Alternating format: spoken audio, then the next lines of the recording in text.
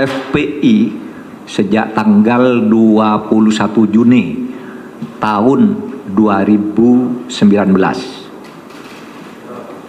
20 Juni tahun 2019 secara de jure telah bubar sebagai ormas, tetapi sebagai organisasi FPI tetap melakukan aktivitas yang melanggar ketertiban dan keamanan dan bertentangan dengan hukum, seperti tindak kekerasan, sweeping atau razia secara sepihak, provokasi, dan sebagainya.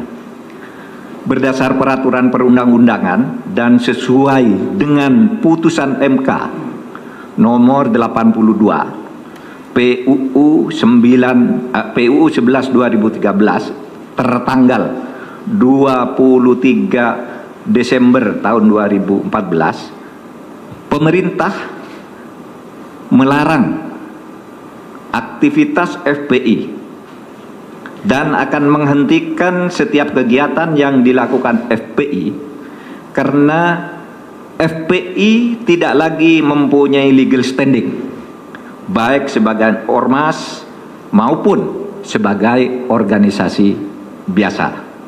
Jadi dengan adanya larangan ini tidak punya legal standing ya kepada aparat-aparat pemerintah pusat dan daerah. Kalau ada sebuah organisasi mengatasnamakan FPI, itu dianggap tidak ada dan harus ditolak karena legal standingnya tidak. Bismillahirrahmanirrahim.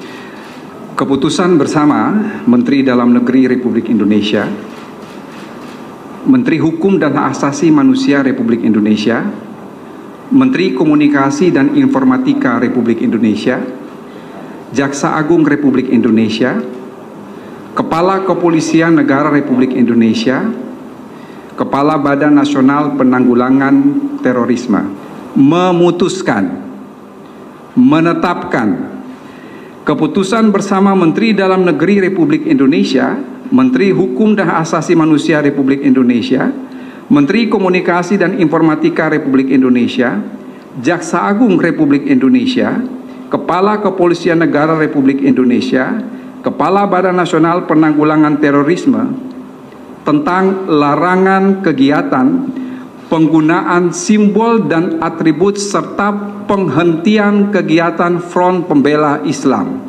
Kesatu, menyatakan Front Pembela Islam adalah organisasi yang tidak terdaftar sebagai organisasi kemasyarakatan sebagaimana diatur dalam peraturan perundang-undangan, sehingga secara de jure telah bubar sebagai organisasi kemasyarakatan.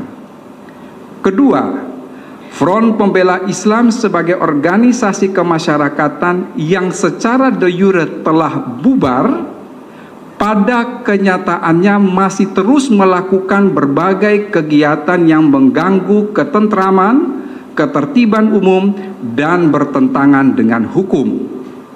Ketiga, melarang dilakukannya kegiatan, penggunaan simbol dan atribut Front Pembela Islam dalam wilayah hukum Negara Kesatuan Republik Indonesia.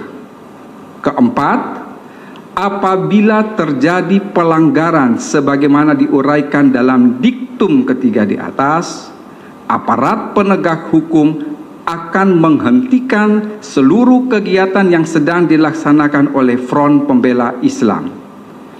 Kelima, meminta kepada masyarakat A.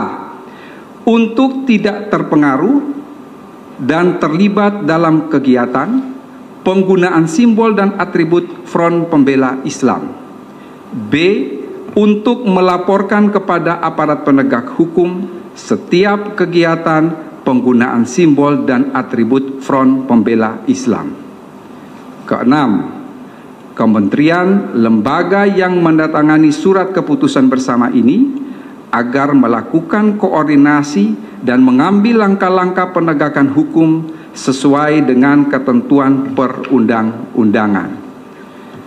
Ketujuh, Keputusan bersama ini mulai berlaku pada tanggal ditetapkan di Jakarta pada tanggal 30 Desember 2020.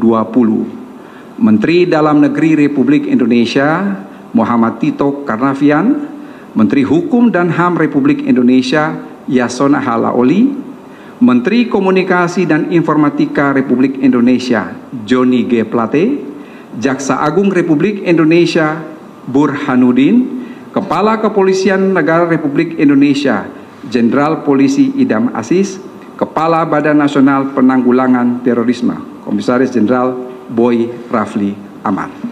Sekian dan terima kasih.